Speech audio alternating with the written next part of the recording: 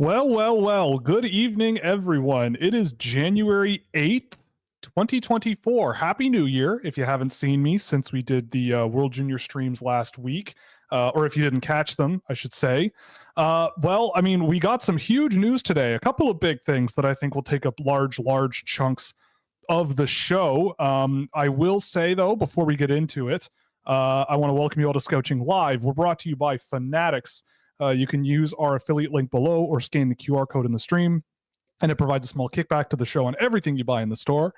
You can also support us through puckpreps.com, where my co-host who abandoned me for the evening, Sam McGilligan, and I write for NCAA prospect coverage and CHL draft coverage. He and I are responsible for the 2006 class of North American players. I also am sponsored by Fractal Hockey Consulting, which is my business for hand-tracked targeted player analysis and recruitment packages, focusing on the NCAA in Europe. And of course, this website, scouching.ca, where you can get exclusive access to innovative data tools, providing unparalleled insights into draft prospects and players making their mark in the NHL. So, a couple of big news stories today. The first thing, huge trade today involving World Junior superstar Jorian Donovan, Ottawa Senators prospect, heading to the Saginaw Spirit. That's pretty incredible. He's gone for 8 draft picks between now and 2027 in the OHL.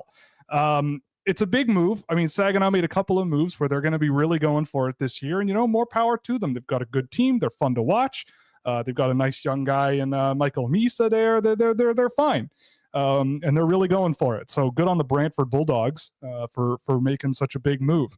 I'm just kidding. There was the Cutter Gauthier trade too. I think people keep mentioning it in the comments.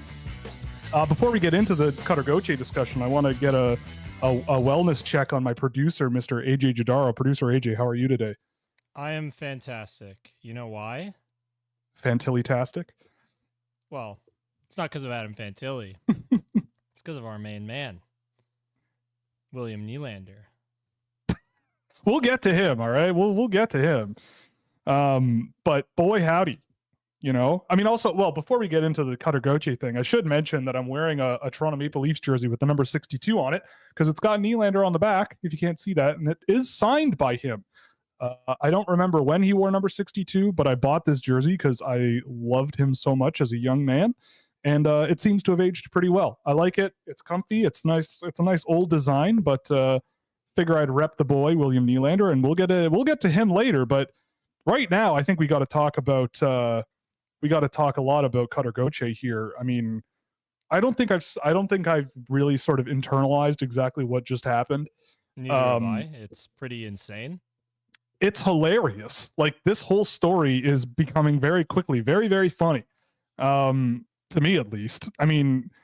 Obviously, so if you don't know, if you live like Patrick Starr under a rock, Jamie Drysdale and a second-round pick in next year's draft are going to the Philadelphia Flyers in return for Cutter Gauthier.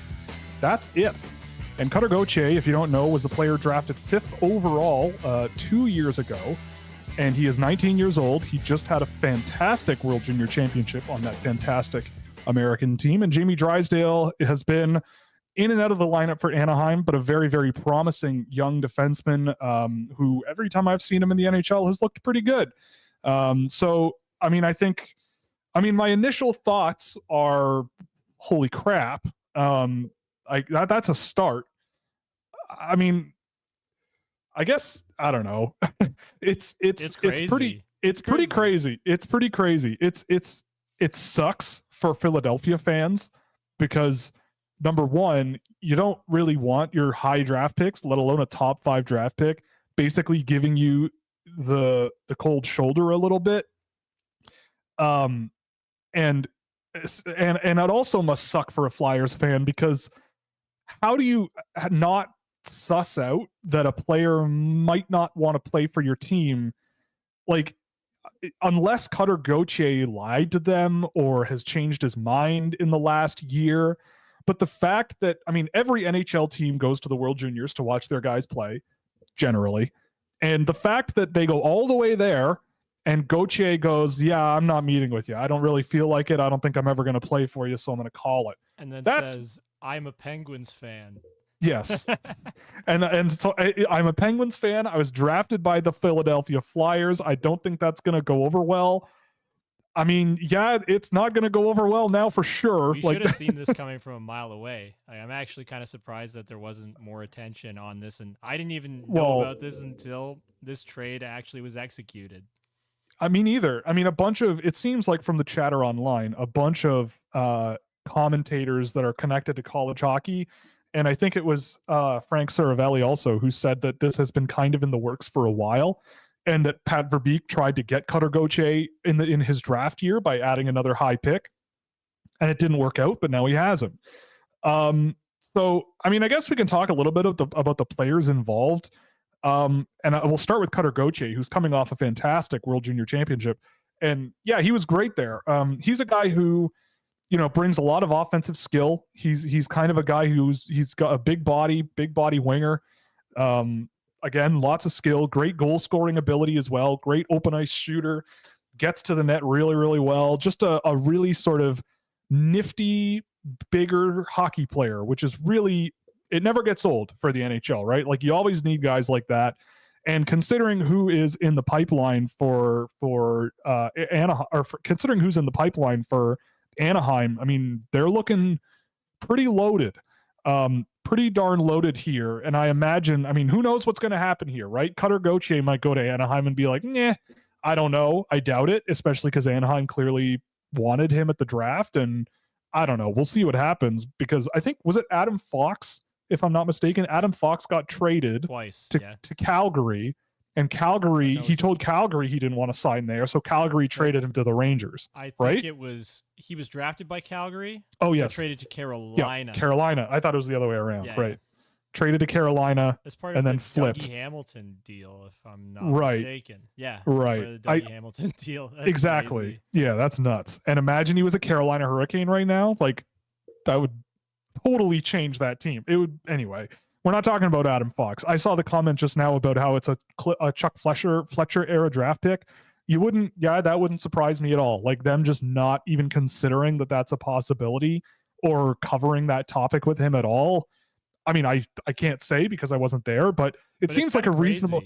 It seems like a reasonable question. Known that. It's a reasonable question to ask someone. How would you feel about being a Philadelphia Flyer and don't friggin' lie to me? Like, it's not even 2 years since he was drafted and he's gone. Like that's crazy to me. I don't remember the last time that happened. Like Adam Fox, I think it was 4 years before he got traded. But he was what, a second or a third round pick? Yeah, I think it was a third round pick. Traded, I think 4 years in. All these guys usually wait until the last minute to basically go, yeah, I want out. I can't remember another example, so I'm sure there's something I'm forgetting, but it's really crazy. I'm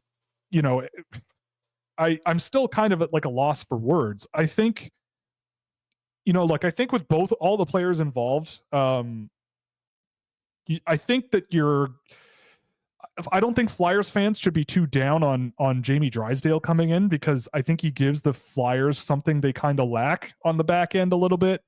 And I think that you're also like, you haven't really gotten a full look at what he is because he's spent so long hurt. And, now he's sort of getting on his feet again, and you give him a couple of years on a rebuilding team to figure it out. And I think he could be a very, very solid player for the Philadelphia Flyers. Yeah. And considering, like, when you think about it, Jamie Drysdale was drafted 6th overall in 2021 or 2020, right? It was 2020. Yeah. I mean, it's kind of nuts that they were able to recoup what they were at some level with a player that just didn't want to be there. Like he could have walked, right? So I think even Briere getting ahead of it and being able to get two pieces out of it, and one player that has some potential that has been hurt quite a lot, and then a second round pick, I guess that's good, but obviously taking him 5th overall, and you and I think we both agreed that it was a stretch at the time even to take Cutter Gauthier I think so. that high. And I still agree with that, but he's not a bad player at all. No, he's not a bad player.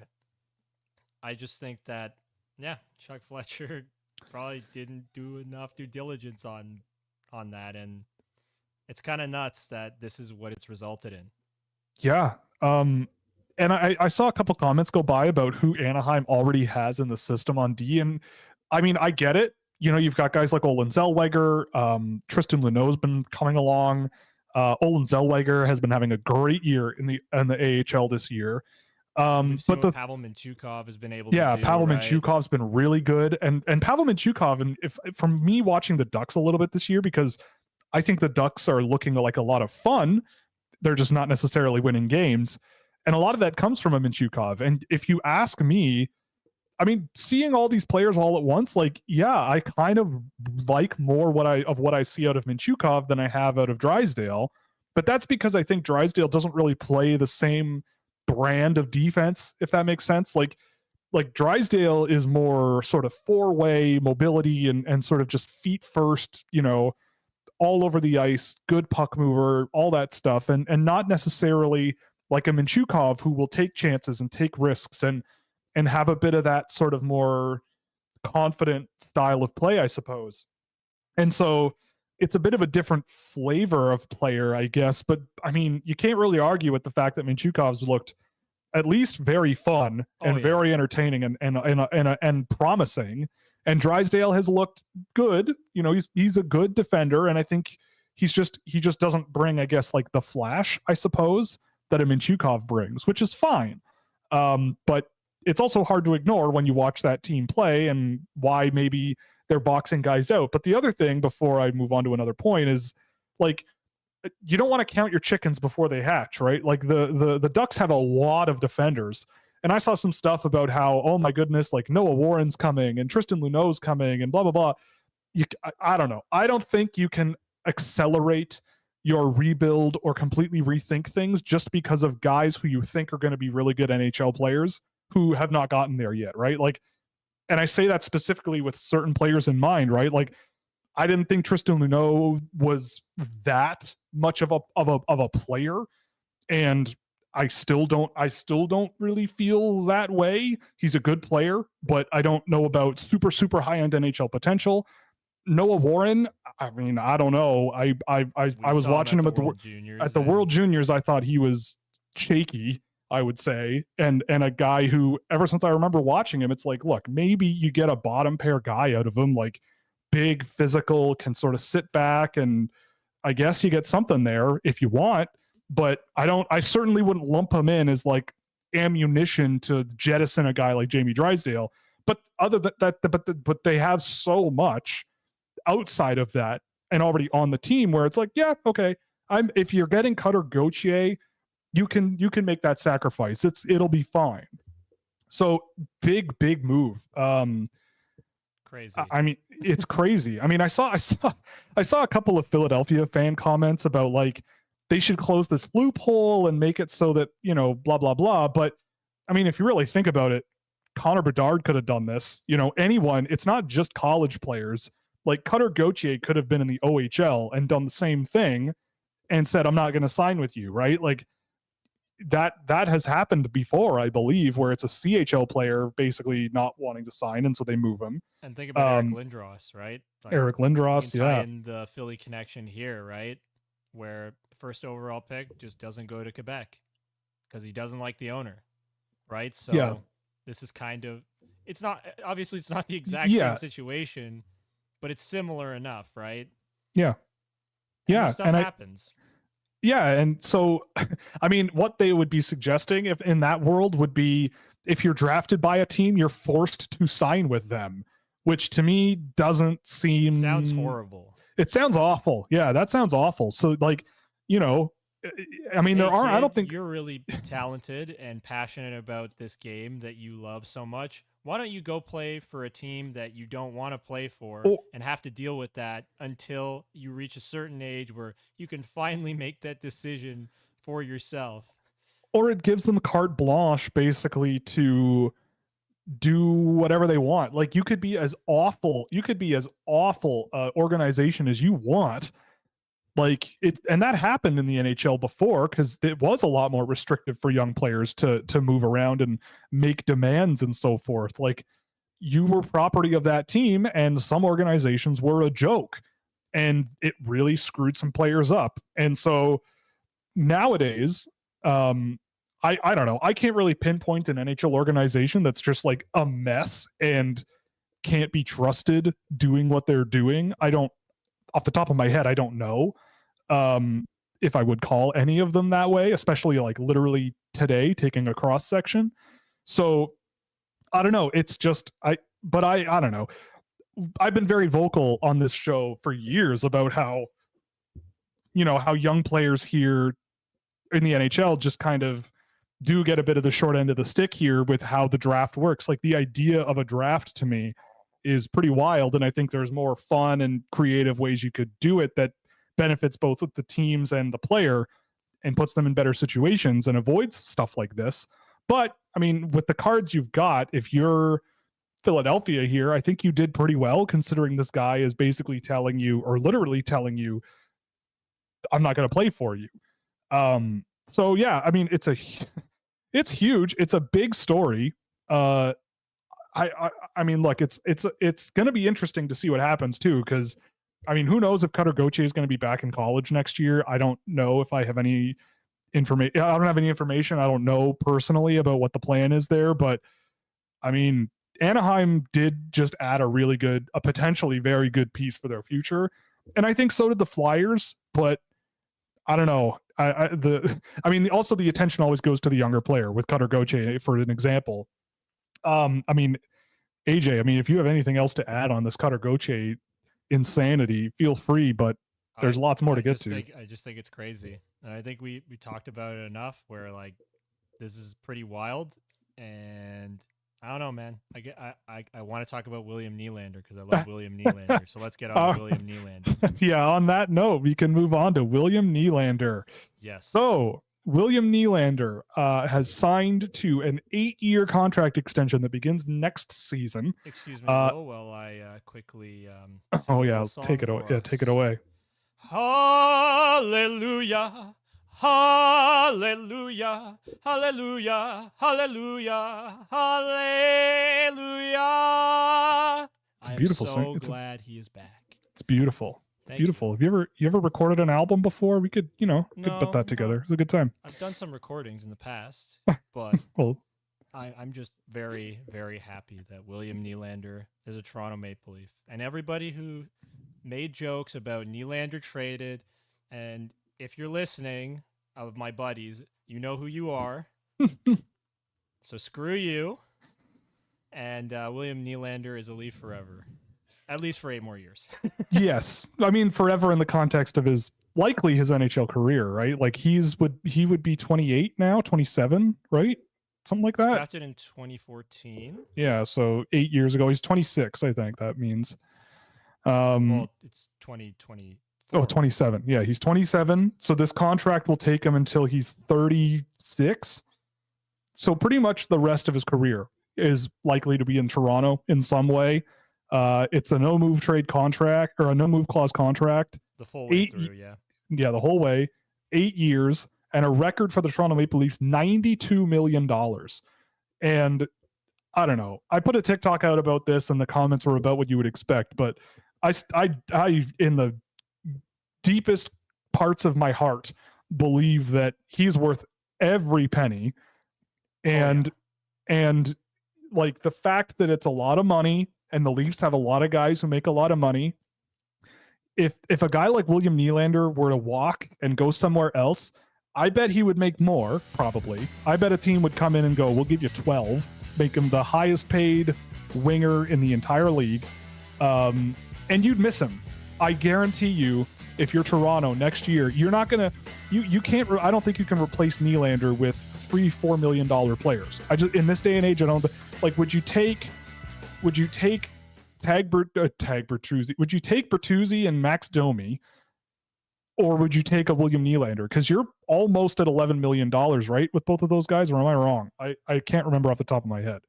With those two, no, right? Not even close. 8.5 combined. Okay, so throw David Kampf in there. Like, that won't even get you there. For some reason I thought Domi was making like $4 million, but still, like, just 3. No, but that's $10 million. Those 3 guys are $10 million. right? Are you going to... They might even still have room to re-sign guys like Domi and Bertuzzi. To me, David, right. Like I know this sounds kind of dumb, but like David Kampf should... I don't understand why he got that deal. Like that's just crazy to me. Like, why are you spending that much money? What is it? $2.4 million on a fourth line center. Who cares? Just find somebody else. Like, Pontus Holmberg can literally do what David Kampf does. Maybe not as good, but doesn't matter. Like, who cares? It's not even that much of a difference. Why are you putting that much money in a guy who gives you... Not that he's going to allow a lot of goals on the ice, and he's a good penalty killer, but, like, other than that, he's a black hole. There's nothing that goes on while David Kampf is on the ice. Yeah, I mean, I guess my point was more, let's say you have a magic wand and you send William Nylander somewhere else, and instead it's like, I'll give you William Nylander, but I want Tyler Bertuzzi, Max Domi, and David Kampf and $1 million. Like, no, I know who I'm taking. I know who I'm taking. I'm taking William Nylander all day, every day. Like, and like so when we really think about it, it's Zach Hyman had to make way for the team, and it sucks. He's awesome. Like, I think he's right up there in terms of goal scoring this year. I think he has 22 goals this year, which is insane. He's been awesome. He's had, I think, 3 hat tricks this year. Something like that. And he's had 4 hat tricks in his career, and 3 of them have come this year. Yeah, like, he's a great player. He really is. Yep. And I miss him. I miss him dearly. But my God, for sure, William Nylander. On pace for 120 points this year, almost 50 goals, by the way. He's amazing. He's so good. Like, I'm almost shedding a tear thinking about how great William Nylander is and that he's going to be here for longer, because I love him. I absolutely adore William Nylander. Well, it's one of those guys, and he's just one of those guys where not all the time, because no player is perfect, but you see him go on the ice, and far more often than not, the things you want to happen in a game that are positive, he is doing a lot of them. Oh, yeah. You know, in his own end, carrying pucks through the neutral zone, getting into the offensive zone. Pressuring guys, like the way he is, how active he is with his stick. Yeah, he's strong. Like, he's strong as well. Like, he's so not soft with his pace too. Like, he just changes up on you, and that's what makes him so good. He's just kind of meandering, and then all of a sudden he just he goes quick. Like, he takes a couple strides forward, completely like takes the pants off of defenders, because like they just lose him. Yes. And then he goes and scores crazy goals, man. Like, he's awesome. Yeah. And I know there's a lot of people, like, I saw a question in the comments. I don't remember exactly what it was, but it was about him being consistent without the contract, because, or like the negotiations going on, because there is an added boost for guys in their contract year.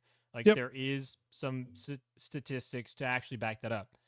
And, you know, do I really think William Nylander is going to be an 120-point player every single year? No. He might not even be a 120-point player this year. Like, he may finish with 105 or 110. But I don't care. It's like, you look at how talented he is. There are only, like, if I had to pick a group of 3 players on any team in the league, only the Colorado Avalanche with Makar, McKinnon, and Rantanen precede Matthews, Marner, Nylander. Yep, and I agree. Draisaitl, McDavid, and then whichever third you're going to put in, either Nuge or Hyman, is third for me, because those 2 players are so amazing anyways. Right. But, like, you can't let those players go. You absolutely cannot. You're crazy. If you let William Nylander walk, you're nuts. Like, that would be like Tampa. I guess Steven Stamkos. No, he signed before he went to free agency, right? Or something. Anyway, the point is, like, you don't let him go. And he's got, I was just looking, the last 16 games of the year, 16 points. 16 points in his last 10 games of the year. He rocks. It's just bonkers. And so, like, and this is also a thing, I mean, I'm going to preface this by saying I don't use it to, like, bash a guy like Mitch Marner, but you watch a guy like William Nylander, especially this season and last, I would say, and it's a really, like, him relative to Mitch Marner, for me, they're both great players, but the difference between those two on the ice is a big example of sort of like what I look for in hockey players. And I think you would agree, right? Yeah. Where Mitch Marner has things in his toolkit that nobody else on the planet can do. Like the way his brain works and the plays he stitches together and so his timing like, and everything awesome. with the puck on his stick and also underratedly defensively too. Like he's a good disgusting. 200-foot guy. I don't know that he's underrated because he got Selke votes last year. Oh yeah, he did. Right. I forgot about that. Yeah. But he does bring a two-way game that William Nylander just can't because, like, at some level, Marner is just a really, like, and this is not to put down William Nylander. I just think Mitch Marner is a super smart hockey player in terms of how he reads the game. Willie can just create his own thing sometimes with the way he moves, right? That and also, like, you don't see Mitch Marner exploding up the ice with the puck very often. And like not just burning a defenseman, but like getting around them and then like carving to the net and just shoveling it and picking his spot. He can't pick his spot the same way that William Nylander can, right? So from that perspective, like they're two amazing players. And I think it's going to be interesting to see because now the real question is now what's Marner going to get, right? What's he going to get? Because this question's been answered with Nylander and it's 11-5, which is a lot more than I thought he'd get originally, but screw it. It's William Nylander. You can't let him go. So is Marner going to make 11-5? It's possible. And I was looking at what the core four plus Morgan Rielly are going to make next year, and this is relative to the cap. And I'm also assuming a $4.1 million increase because that's what's been reported by Elliot Friedman. Those five players, John Tavares, Mitch Marner, Austin Matthews, William Nylander, Morgan Rielly, 61.8% of the cap. Shut up. Well, it's true. Well, no, I know it's true. But they have good players on value contracts, like on ELCs. Joe Woll is making like $766K next year as well. Right, Matt Nyes is in an $800,000 deal for, I think he's got 2 more years on it. Yep. After this year, right? Yep. Like they have value guys, and if Max Domi re-signs at like the $3 million mark, that's fine. I don't know if Tyler Bertuzzi is going to re-sign, but I'd like him to, if it's possible, because even though he hasn't scored points, he's looked really good. Yeah, I mean, you know, Ilya Samsonov, you can assume he's going to be gone. So that's $3 million. TJ Brody, I mean, I don't know if he resigns, but if he does, it certainly won't be $5 million. Right. And John Tavares is making 11 right now. There's no way he's going to make 11. No, like it's going to be bad for 1 year. They're going to make probably way too much for 5 players to make on a team for 1 year. But you take that sacrifice in order to keep at least the 3 guys in Matthews, Marner, and Nylander together. I love Tavares, but he's to me, he's not as important as the others. No. And it is also like you can, with Tavares' next deal, you can just sign him for a few years and front load it and try to get the cap number down as much as you can. Yeah. I imagine he would agree to do that because this is kind of where he wants to be, it seems. Yeah, he's made a ton of money. Kalle Yarncroke is a good other cost-controlled guy. And he's got 3 more years after this, I think, or 2. 2 more. But that's still good. Yeah, like Nick Robertson, I think, if they actually play him, please. Yeah. I mean, that's the thing too, right? Like if you're Toronto, they're basically in the similar situation that Minnesota is in, but instead of buyouts, it's good players. Yeah. So it's like, it's like temporarily, it's going to probably be really tough, but like, this is the National Hockey League, right? Like it's not impossible to find role players that make no money. Like Daniel Sprong was a PTO, and could he be a bottom 6 goal scorer or point scorer for a Toronto Maple Leaf team? Not anymore, maybe, but players similar to that, and they exist. But not as Noah good, Gregor, obviously. maybe. Yeah, like Noah Gregor has been a good find. Yep. I haven't minded Bobby McMahon. He's Him fine. for what he is. He's serviceable. Simon Benoit is another serviceable guy who is not terrible. I've been pleasantly surprised with him. Honestly. They just need guys, and they need. I guess in defense they need just guys, but they need guys up front who they can get the puck to and who can score, right? Like just guys who don't need to play a ton of minutes, but they can put the puck in the net, because sometimes your big boys won't be able to do it. And you can't just have David Comps down there because he does nothing. You can't not score for half of a hockey game. So I don't know. It's a huge deal for William Nylander, but I mean, again, with the Toronto Maple Leafs, their window was from the day, in my opinion, their biggest window opening was from when John Tavares signed until like now, when and it's still going.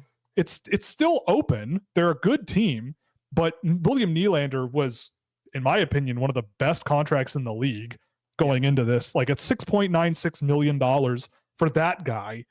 Yeah, I'll take him. I'll take that literally every day of my life. And now he's almost doubling his salary. And Austin Matthews is going to get paid more, and you're going to need to negotiate Mitch Marner's contract and blah, blah, blah. And he'll probably take around the same as Nylander, because like he's not going to be able to go any higher. Oh, we'll try. He'll try. And he shouldn't. Yeah. I mean, yeah. So I guess I'm just saying with regards to like their window is that they had a lot more flexibility a few years ago, and now they just have to be extremely careful. But who cares at this point, right? Like this is just how it's going to be for Toronto fans and for the Toronto Maple Leafs. Like this, I personally, this is just my opinion, but I would rather be the team that proves everyone wrong that you can't win with many guys making that much money. I'd rather prove them wrong, right? Like that's a pretty good motivator. Or rather than say, shucks, you know what? Like maybe we can't afford all these guys. Let's jettison some of the best players this team has ever seen in their lives, and be like in 100 years of existence, and be worse. Like let's voluntarily just get worse and send these amazing players to other teams. Like it just seems so weird to me. And like, again, it's this weird thing of like hockey being simultaneously like a tough guy's sport, but then when the going gets tough, it's like, well, instead of like dealing with it and like trying to find a way forward with the good stuff we have, let's just make life easier and just dump the good stuff and just figure that out later. Like it just seems very backwards to me. But in any case, it's a great deal for him. It's well deserved, in my opinion. He should have been making more money for the last few years, and I think he knew that too. Like if I was William Nylander, I would know that and be like, you've been paying me per dollar, like you got a great deal, so now I want my money. And I think at least for many of these years he'll be worth it. And with regards to Mitch Marner for next year, like I don't chat comment coming about it, about how he might get even more money, and it's very possible. I'm not ruling it out of the question, but I would just hope that at some level, man, like Marner's made a ton of money already to an extent, right? And I understand trying to get more, but you get to play for your hometown team. And this will be the one time where I'm going to go say, please, I'm going to plead. All right. I will plead. He'll never hear this, so it doesn't matter. But it's like, leave a little bit of money on the table, right? Because there still needs to be a team around these guys, and I'm sure there will be a good team, or at least a serviceable team. Because I know a lot of people talk about, the core, and we got into it, how the core four make way too much money. But it's like, you can always find value, guys. Michael Bunting was great for them at the cap hit he was on, right? And having guys who they've drafted like Matt Nyes, who's come in and done pretty well, and he makes under $1 million. Joe Woll, a goalie they drafted, who's making under $1 million, who's been fantastic, and hopefully he comes back from injury in a little bit here and is able to continue to perform at that level, right? Like you just got to find value guys who don't have to pay a lot to fill out the rest of your lineup. Don't get rid of the guys who have insane talent. Yeah. Because you can always find bargains on the guys that people are undervaluing and just have them for like a season or two at a really good cap hit. Like you find Noah Gregor, and he's been good, right? Yeah. Michael Bunting was pretty good on the Leafs, and I know he hasn't been great on Carolina, but like at the cap hit he was on the Leafs, it was great. So you just got to be able to look and find those kind of players and put them around the star players that this team already has.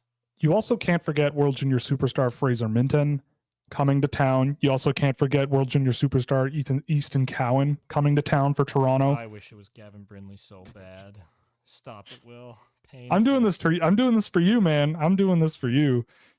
But hopefully they do end up like being serviceable players that they can just plug in and they hopefully don't make too many mistakes.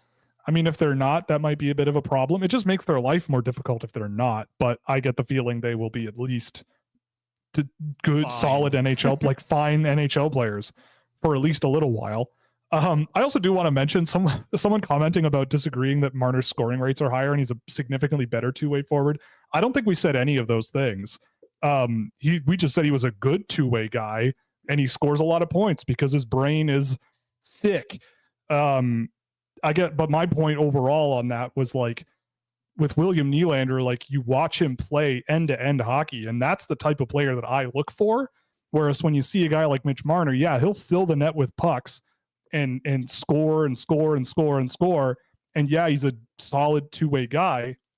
But I mean, I clutch as William Nylander. Like, well, William if it's Nylander not shows up every year in the playoffs and just does his thing. Same thing with Morgan Riley. Like those guys are always good in the playoffs. Yeah, if Marner it's not kind of can crumble a bit at those moments. And but that's not to criticize him, but it's just like with a guy like William Nylander, he does not give an F. All right, he does not care. He goes out and he does William Nylander things.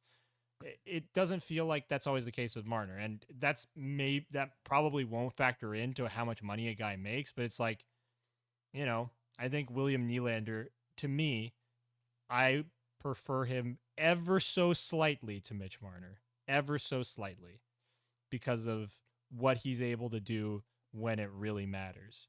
I don't think it's particularly slight to me.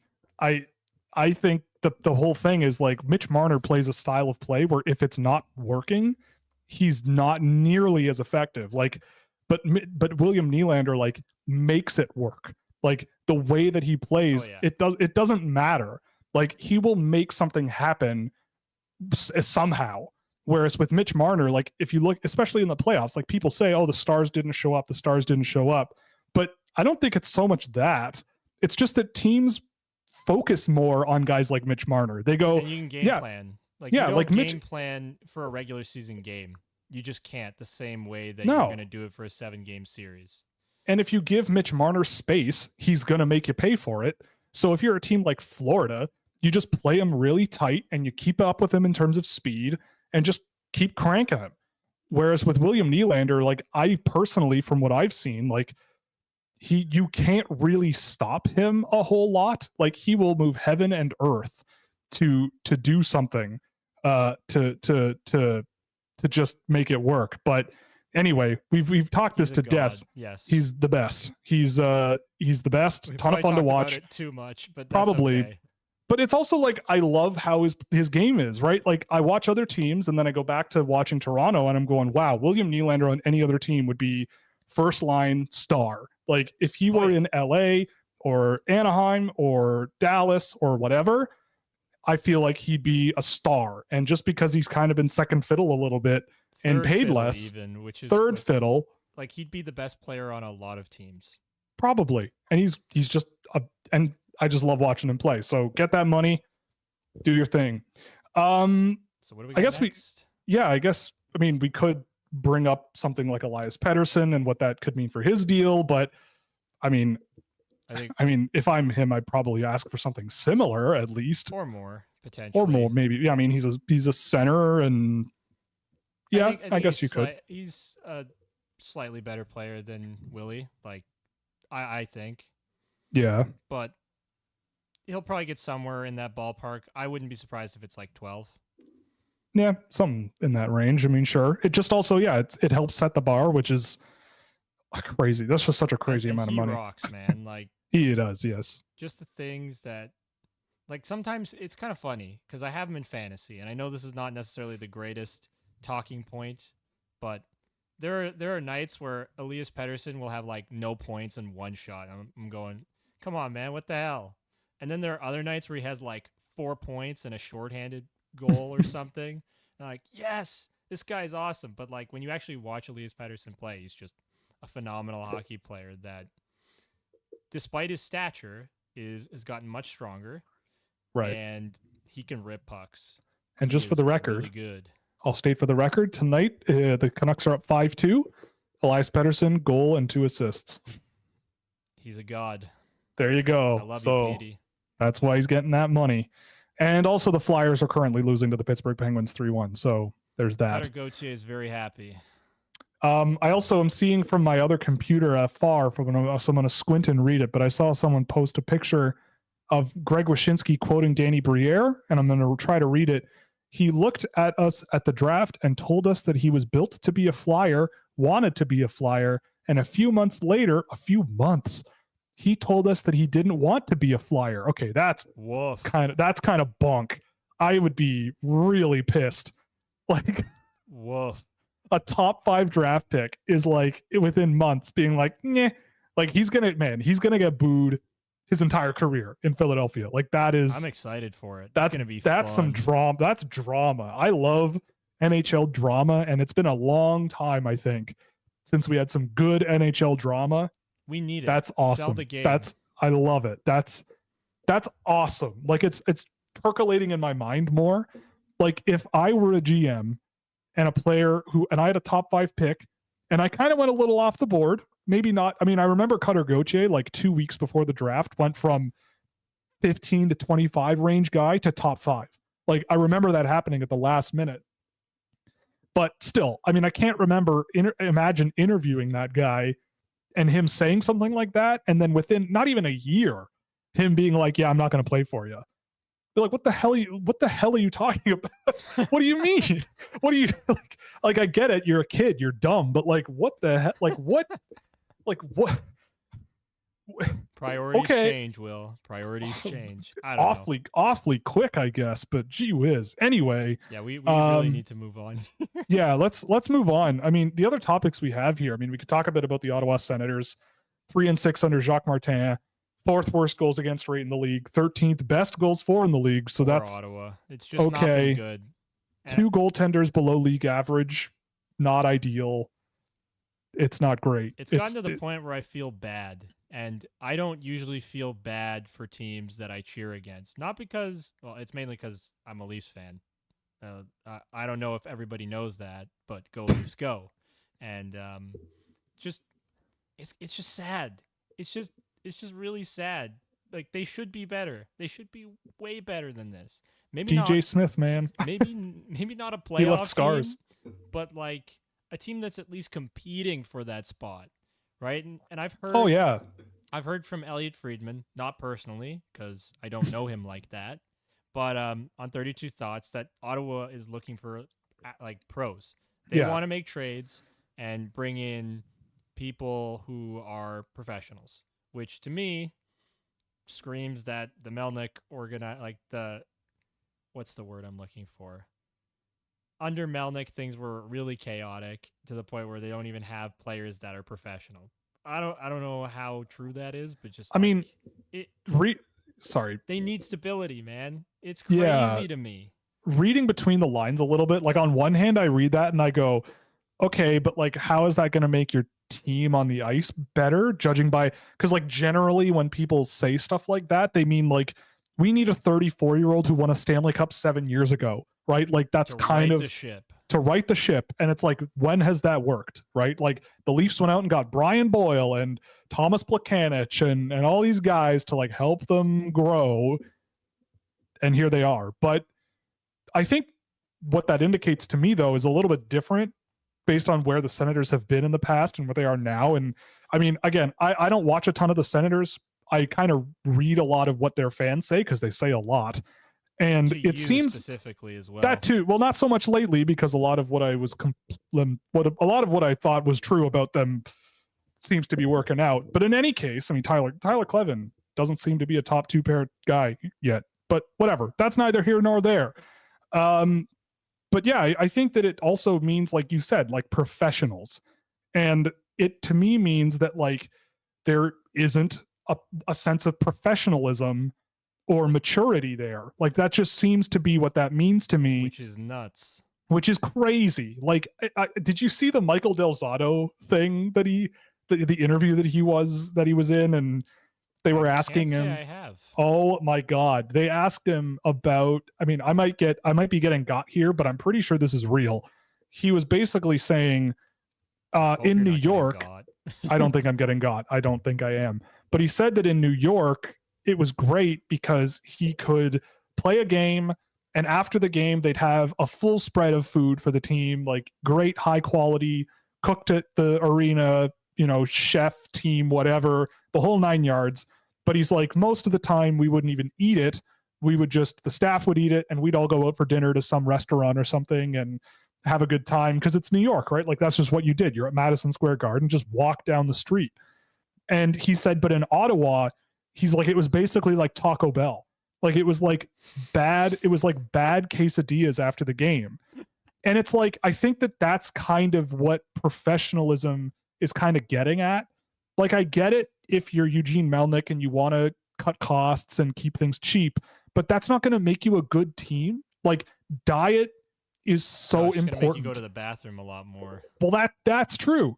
And I mean, look, again, I bring this up sometimes too as a parallel to the NHL, which it absolutely is not. But when I play hockey in my own life, when I eat chicken and rice before a game, I play so much better and feel so much better than when I eat a pizza, or, well, not a whole pizza, but like large parts of a pizza. Or if I'm eating like pasta with cheese in it or something just heavy. Like it, and that's what a quesadilla is. Like that's what that, like, I get it, it's after the game, but professional level athletes, when most of the league are eating catered meals that are tailored for athletes, should not be eating quesadillas after a game. Like it just probably should not be a thing that they're doing very often. So stuff like that, I think, needs to be rectified. And yeah, like if there is an issue on the team with some level of dealing with adversity, or dealing with being pushed around a little bit, or dealing with losing and trying to turn the ship around, I can see why they would want to go out and get quote unquote pros. But I also don't know who that means, right? Like, yeah. I don't think there's a whole lot of NHL players that want to waltz onto a team where it's like, we need you to up the level of professionalism on the whole team. Right. And how aren't guys like Claude Giroux not doing that? Right. For that organization. I thought that's what he was for, right? Well, he's also a really good player. But like, well, yes. It really means that there's a problem culturally with that team. And it's carryover from the Melnyk era. And it seems like we reference Eugene Melnyk more now than we did before, which is kind of nuts. Because it's like the wool's kind of been taken away from our eyes a little. And everyone's going, what the hell is happening still here? Yeah. We're starting to really see the deep-rooted issues that were always there. But I will say, I mean, the last time we talked about the Senators, like, we were very optimistic. It was after they fired DJ Smith, and it's like the pieces are there for a solid team. Like, they're just underperforming. There's just some holes on the team, and there, like I said before, we both said this, there's some non-options playing for the Ottawa Senators right now, but they're still, like, they're not. Though I will say Parker Kelly has scored quite a bit since I mentioned him. So okay, well, good for him. Apologies. So good for him. But yeah, it's like I still am optimistic about them. So it's like hopefully they turn it around, because guys like Jake Sanderson and Thomas Chabot and Brady Tkachuk, I know that some of those guys have been catching strays from fans about their like work level or their effort level or their engagement, but they're still good players. And if you can sort of figure it out, I'm hopeful that Ottawa figures it out, especially because it's a new owner, new manager, new coach, everything's new. So you don't want to sort of get off on the wrong foot with a whole new ownership group. So hopefully the Hamilton Bulldogs playing in Ottawa turn it around, because I like watching their best players play, man. They're a lot of fun to watch, but I think there's just some old era thinking and old era practices, and I guess a lack of professionalism going on that needs to be dealt with, and that can take time, right? I will add one last thing, because I think for you and I, we both did not expect Vancouver to be as good as they've been this year. Right. Yes. And we looked at that organization as kind of a mess. but it seems like things have healed a bit, and now they've catapulted up to the top of the standings. It's like, is that out of the question for Ottawa in maybe 2 years? No, I don't think so. Are they? But like, maybe they're not as talented because like they don't have guys like Elias Pettersson or JT Miller.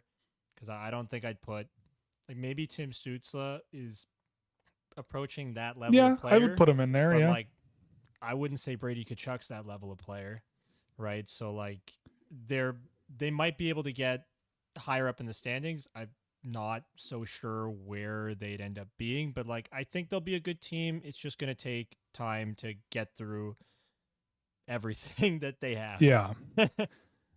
Yeah. I also didn't realize this, but it doesn't surprise me. Like, again, we were talking a little bit about player types, but Brady Tkachuk throughout most of his career has been generally a similar level of production every year. Like this past 2 years, he's been better, but that 60 to 70 point range is kind of where he's been literally for a while. But that's fine. He's a good player. Yeah, and that's fine. He's a good unicorn in the way that he plays, right? Like, I know he slaps a lot of pads around the net because that's where he shoots from, but he's gotten better at actually picking having some skill in there more. And picking the spots. Yeah. And he's a good player. He really is. But like, he's not a superstar. Yeah. And you just hope that it kind of turns around for the Senators relatively quickly. Cause I mean, before you know it, like if the Senators need to like completely reprogram how their team operates, he's 24 now. He's going to be 25 by the time next season rolls around. Like the clock's ticking a little bit here with a few of these guys who've been here since the beginning of the rebuild in Ottawa. I still don't think they're like in an Edmonton situation where they're going to be perpetually struggling. Maybe a pop year here, a pop year there, but I don't know. I'm hopeful, but there's just seems to be quite a lot that needs to still change, I guess. And yes, Brian, I did realize I forgot to mention Tim Stützle in a list of all their good players because Tim Stützle sucks. Speaking of sucking or not sucking, the St. Louis Blues. I just wanted to bring up the St. Louis Blues recently because I was pleasantly surprised to see that under Drew Bannister, they're 7-3. And after all of that kerfuffle with Jordan Kyrou and how he spoke about Craig Berube and all that stuff, he's been a point a game in the last 10 games since they made the coaching change. And he was at around half a point a game before. He had 17 points in 28 games before the firing. And just from poking around on St. Louis this past few games that they've played, I've really liked the play of Scott Perunovich. They've put him in the lineup since the 23rd. He had been scratched, I guess, for a few games before or injured. I didn't really take the time to look. But, you know, he's got 5 points in the last 6 games, 4 of them at even strength, and he's looked pretty good doing it. Joel Hofer also having a .950 save percentage probably helps keep the St. Louis Blues afloat. But hopefully they're also righting the ship because they are a pretty decently built, but maybe a little older team. They're an interesting team that I think was underperforming at 13-14-1 under Berube. So, I mean, are they going to be 7-3 for the rest of the year? Probably not. But still, I think that's worth noting as well, that St. Louis has seemed to turn it around and they're getting some pretty good performances out of their players they were looking for more out of. Even Robert Thomas, I think, has had a pretty good last 10 games under Drew Bannister. Right? Like Robert Thomas is a solid player who gets quite a lot of points. Like he's a really, really creative and good passer. You have guys like Jordan Kyrou he goes fast, and I love those kind of guys, as I always like to say. And I just love Pavel Buchnevich. Just solid player. He rules. He rules. Imagine trading him. Who did they get for him again? It was Pavel Buchnevich for. It was like, who was it? Oh, I'm trying to remember. Sammy Blais. A pick or something. Yeah, I remember having that exact reaction. I need to see it for real just to double check because it was definitely Sammy Blais. I'm 99% confident. It was. Yeah, Sammy Blais. Was it a second rounder? Remember when people were saying the Leafs were trying to poach Doug Armstrong to be their general manager? Pretty crazy. But anyway, crazy stuff. But anyway, yeah, Sammy Blais. And for some reason, this article I found doesn't just give you the trade. It just says Sammy Blais. So I know whatever. there was a pick involved, but it wasn't a first. It was Sammy Blais. It was Sammy Blais and a second round pick that they ended up trading, and Winnipeg used on Elias Salamonson. Oh, so there you go. But anyway, I mean, I just wanted to mention the St. Louis Blues before we move on to the other topics that we wanted to bring up. So, the other thing too, Marc-Andre Fleury has now become the second most winningest goaltender in the National Hockey League. Sorry, tied. My apologies. He has a chance to break it tonight. Yep. He will have likely many chances to break it before the end of the season. But he's at 551 wins. Say what you will about judging goalies by the number of games they win, but I'm going to set that aside. That's just a lot of wins. Like, that is a lot of games a person plays in net, being an NHL goaltender, and you come out with the win. Like, it's just a lot. And I noted this in the notes before, but he's certainly come a long way since he handed the United States their first World Junior Championship gold medal in 2004. This is something that's etched and seared into my mind of Marc-Andre Fleury and his yellow pads coming out of the net to play the puck around the hash marks and shooting it directly at a U.S. player. I want to say Patrick O'Sullivan, and it just bounced right back into his own net. And I think that tied the game. And then the States won in overtime. And it was like less than a minute left in the game or something like that. What year was this? 2004. Oh, so when I was 4 years old. You were a baby? Yeah. So go Google it. Go on YouTube and search for it, because if you play that and then imagine a young teenager, I was 14, I think, 13, I cried. I screamed at my television watching that happen. I could not believe what I just saw. And there's a shot of Marc-Andre Fleury face down with his head 6 inches from the camera inside the net, and he sat there. And that camera feed is just stuck in my head. But he's come a long way. First few years he was in the he started in the NHL started in the NHL as a goaltender at 19 years old, when the Pittsburgh Penguins were still awful. Nuts. That is just insane. A 19-year-old goaltender. Yeah. I mean, Jesper Wallstedt is, I believe, starting tomorrow for Minnesota, and he's not much older. Or 21. I think he's 21. Yeah, he's 21. Oh my God, he just turned 21 like 2 months ago.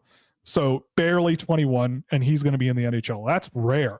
So 19 is insane. And he's been around for 20 seasons. So yes, he has an opportunity to break the record tonight. I don't think that game has started, but in any case, they're losing 1-0. Oh, okay. Well, in the first intermission. Well, maybe he'll never break it after all. But I was curious about if it will ever be matched again. 551 wins. You know, you might think, it's just Marc-Andre Fleury. It'll probably be caught. Sure. The active goalies on the win list, this surprised me actually.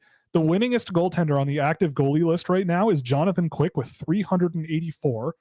Then it's Sergei Bobrovsky with 380. Carey Price, 361. So add almost 200 wins to Carey Price. Active in quotation marks. Well, he technically, yes, active in quotation marks. The only one that I noted that might get there is Andrei Vasilevsky. He's at 272, and he's won 61% of the games he's played, which is wild. And Fleury over his career is at 55-ish. But Vasilevsky's already 29, and he needs another 279 wins to get to that point. So he's not even halfway there, 10 seasons into his career. So is he going to play until he's 40? Maybe. I can't say he won't. Mike Smith did. Yeah, even a guy like Vasilevsky, you know, like, he's been spectacular pretty much his whole career. Maybe this year you could argue he's kind of lost a step. He had surgery and blah, blah, blah. But he's been fantastic for a decade, and he's still likely not going to get there. So I don't know. I mean, if Jesper Wallstedt is everything that people think he could be, and that includes myself, doesn't matter. He won't get there, Will. Nobody, won't, like, it won't Martin happen. Brodeur's It just won't happen. record's never being touched. No. And honestly, like, the top 5 might not even really, like, it'll be hard to even make a dent in the top 5, especially the way that the NHL's trending with 1A, 1Bs now. and resting guys as much as they can. I just don't see it happening. Like I'm trying to remember what it was, but there was like a goalie who started like 500 games in a row, like consecutively or something like that. I heard that today on the 32 Thoughts podcast. That would have been an old-timey goalie for sure. Yeah, they used to play every night, man. Yeah, like that Psychos. just doesn't happen. Every one of them psychos. Just doesn't happen anymore. The coaches who played them every night, psychos, like crazy. Yeah, unreal. And some of them without masks, right? Like psychos. But we're just not gonna see that again. I don't think. I don't think so. Unless there's a fountain of youth that is discovered and somebody can continually play for a long time. Like the only way I could see it changing is if a team that is dominating, like drafts second or third overall in the next few years, and there's a goalie who is so friggin' good. Like I would say Jesper Wallsted's the best goaltending prospect that at least I think I have ever seen. I'd say Vasilevsky. I remember him when he was draft eligible, and a Glenn Hall at 502. Yeah, that is insane. That's outrageous. That is outrageous. I'm outraged. But yeah, like Jesper Wallsted was, I would say, the best goaltending prospect I remember really looking at. And I remember watching Andrei Vasilevsky when he was 15, I think, at the under 18s, and he was spectacular there. So these guys are the new age guys, and they're not probably going to come close. And Wallsted was a good SHL goaltender when he was drafted, and he still hasn't seen NHL time. Like, it just does not seem like that's ever going to happen. And guys and I don't know how put in the league later too. Yeah. And here's Raybro saying that they drafted Bourgault instead. That might go down as one of the silliest trades ever.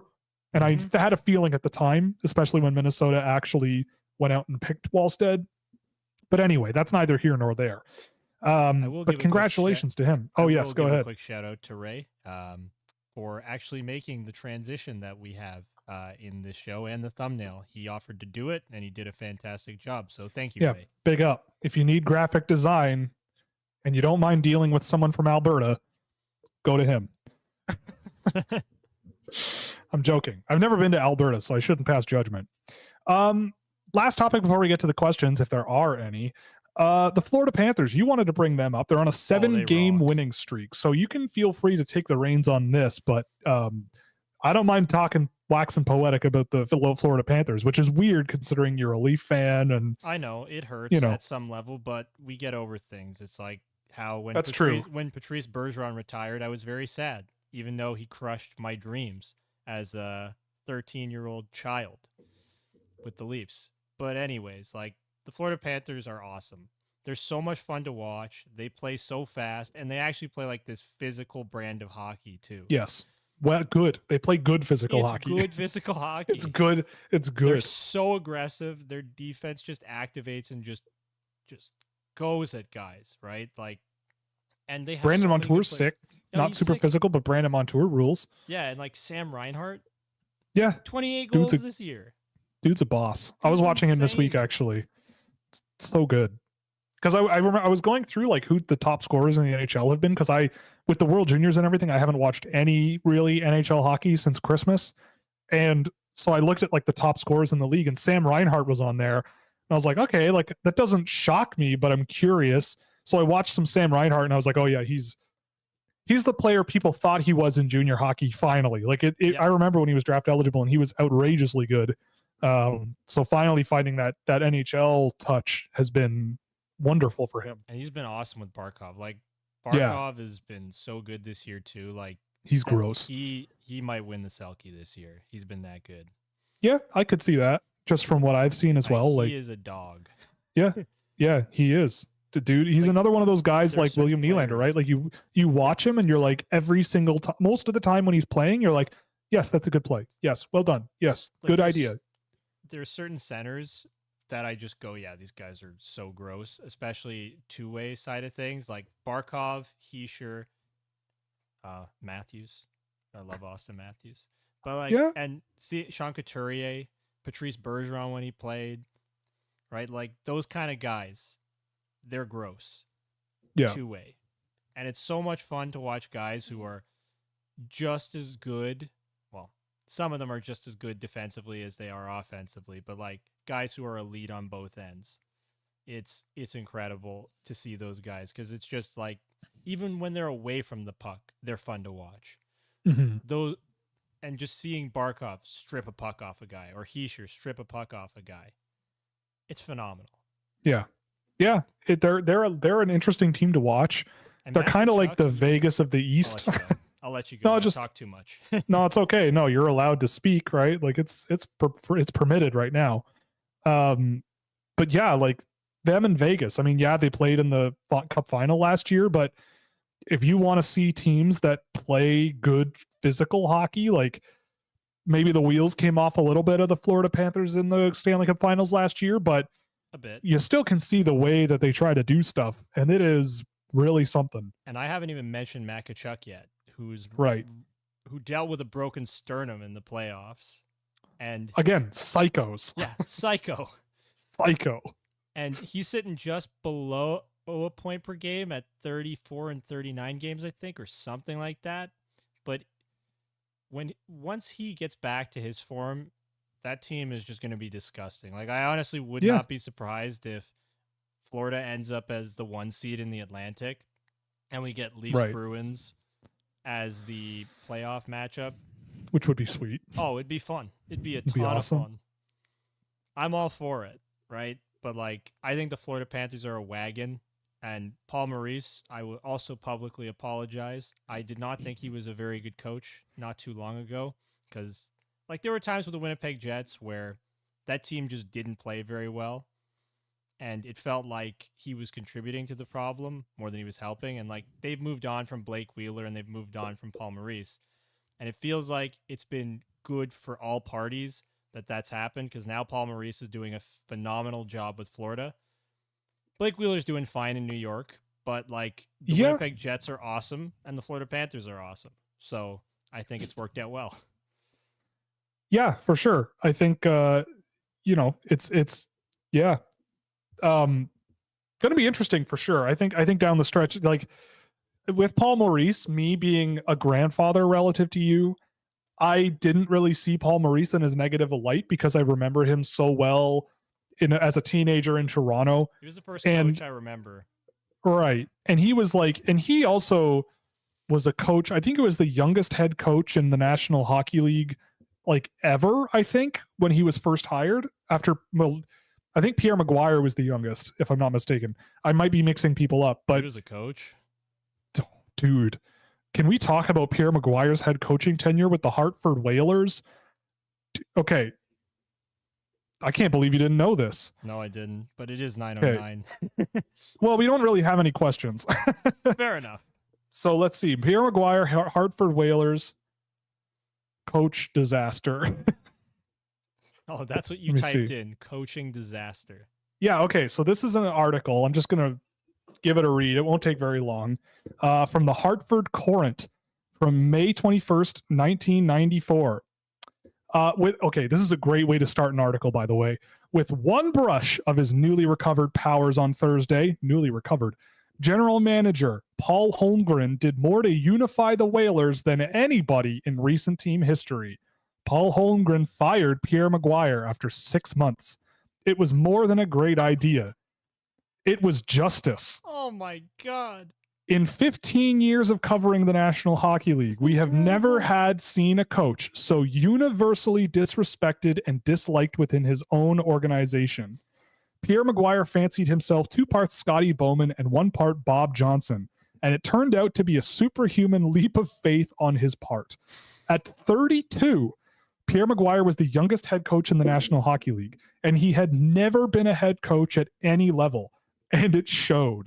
He is book smart and X's and O's smart, but often not people smart. When a young man is so headstrong, emotional, calculating, but such a control freak, full of ambition, and also so full of himself, he will either rocket to the top or crash. Maybe he will rebound. Here's a good line for 1994. Maybe Quebec will hire him as head coach, or maybe Scotty Bowman will make him an assistant in Detroit. That did not happen. It is difficult to believe Pierre Maguire, who has 1 year and $200,000 left on his contract, can remain with the Oilers and with the Whalers in any capacity. Let's see, where else does this go? Oh man, this has a connection to the modern NHL. In a blistering post-mortem, the captain of the Whalers, Pat Verbeek, called Pierre Maguire's firing, quote, the best thing that could have happened to the Whalers. He said other teams mocked their coach. He said his own teammates had no respect for him. He said a number of players wouldn't have wanted to stay in Hartford. Oh my God. Is Pat Verbeek telling the truth? It sure looks that way. Every player and every non-skating member of the Whalers does not have the financial luxury or the courage to speak on the record as Pat Verbeek and Sean Burke have. But in the past 6 weeks, we spoke to no fewer than 20 people from all over the organization. The support for Pierre Maguire was almost non-existent. And it turns out it wasn't only the players. And once owner Richard Gordon was convinced of the facts, Pierre Maguire was out. Let's see. Holy crap. Yeah, dude, this is crazy. Oh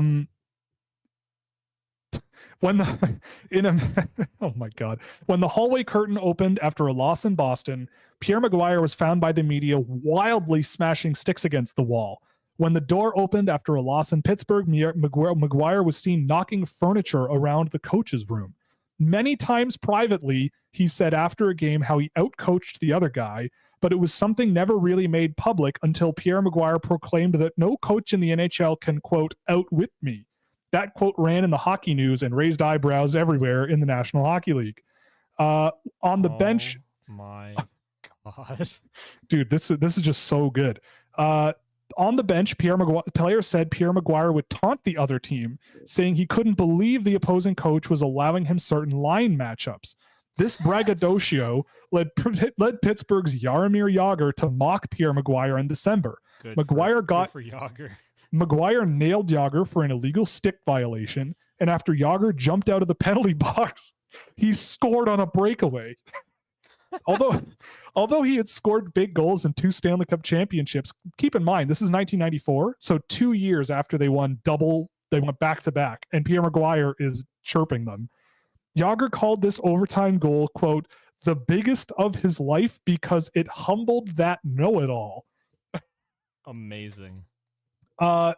We're almost at the end, but this is insane. Consider the Michael Nylander situation. Michael Nylander. Oh, another tie-in to our show. Yeah, another tie-in. Pat Verbeek and Michael Nylander. The universe is smiling on us. Pierre Maguire would throw his arm around the young Swede, this is old as hell, and tell him he loved him like a son. He told him they would lead the Whalers to great nights. But after a humiliating 9-2 loss in Montreal, a humiliation that should have been shared by 20 players, Maguire embarrassed Nylander by publicly insisting that he be sent to Springfield, their AHL affiliate at the time.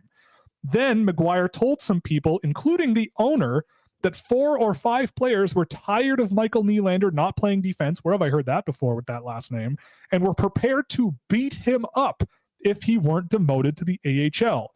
But Verbeek and Burke have said there's no truth to that. So there's that. There's Pierre Maguire's experience as a head coach, and Paul Maurice, I believe, took over shortly after that for them. Anyway, so Paul Maurice, another young head coach who coached quite well from when I was a kid with the Carolina Hurricanes. The only time his coaching has really been poor, really on paper, that for reasons that you could probably attribute to him or with Winnipeg. In Toronto, I remember the team was actually decent, but the thing about Toronto was they just had no goaltending and they were spending money on some really bad players and their defense group was a mess, but he squeezed a lot out of those guys and that team was kept out of the basement a lot by just how much he enabled that offense. And so good for him, so I think you can be forgiven considering your youth of judging him, but he's always been an interesting coach to me. And unfortunately it was unfortunate how Winnipeg went, but in any case, but now they're doing well. And now they're doing well. Everybody seems to be a winner in this story except Pierre Maguire. Yes. And then someone was like, let's put him on national television to talk about hockey.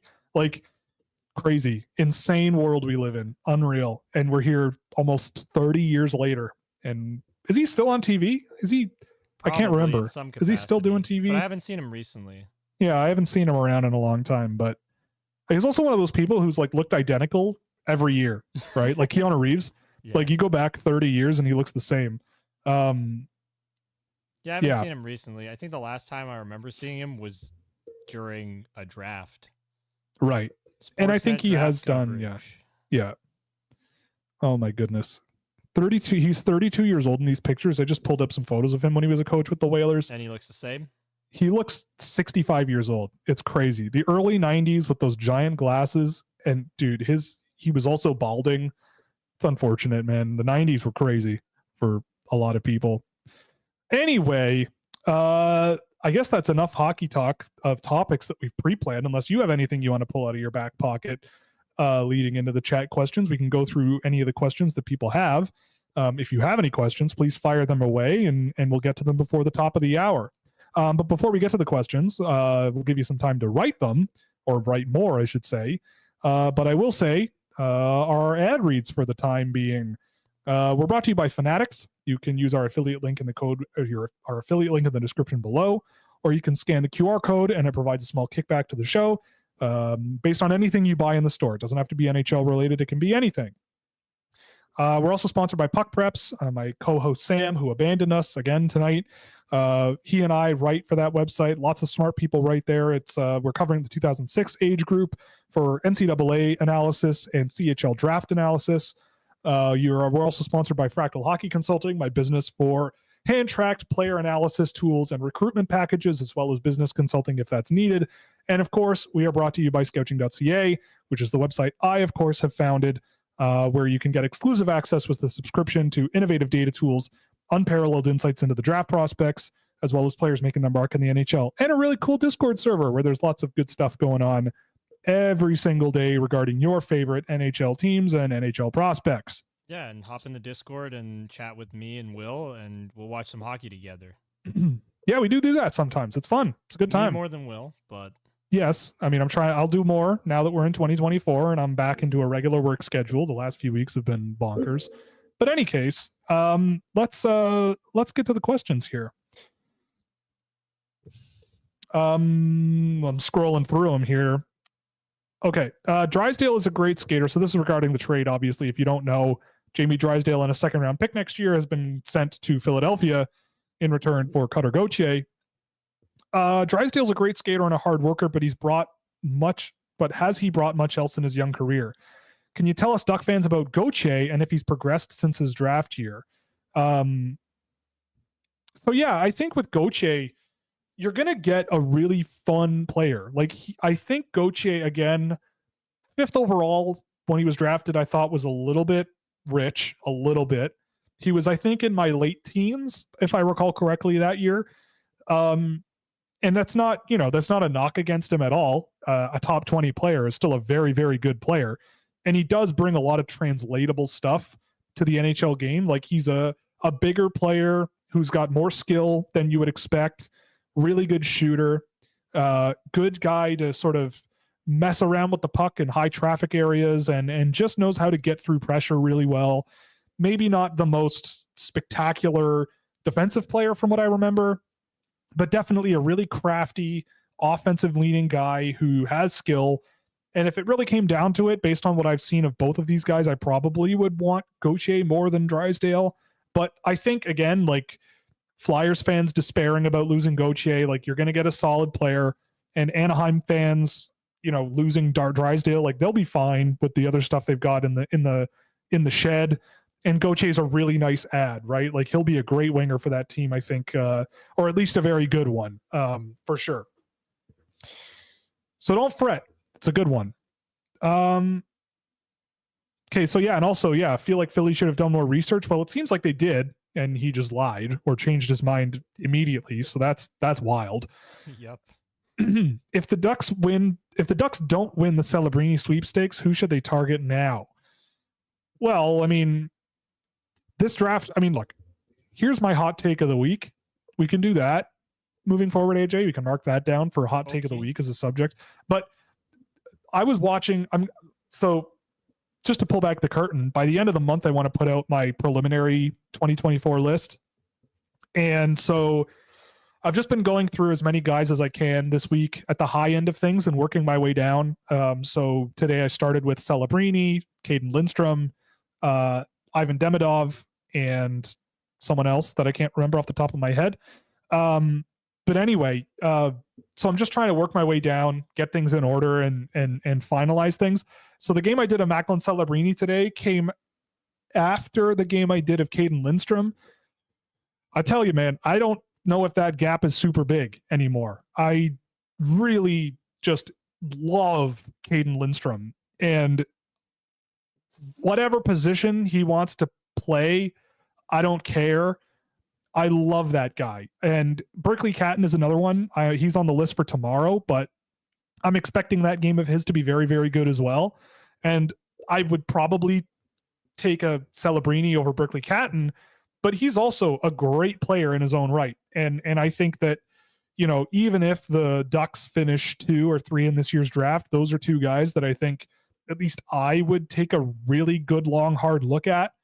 I know a lot of people are probably going to want to hear Cole Yzerman, and I don't mind Cole Yzerman, but I just feel like those other guys bring a lot more to the table in other areas of the game right now.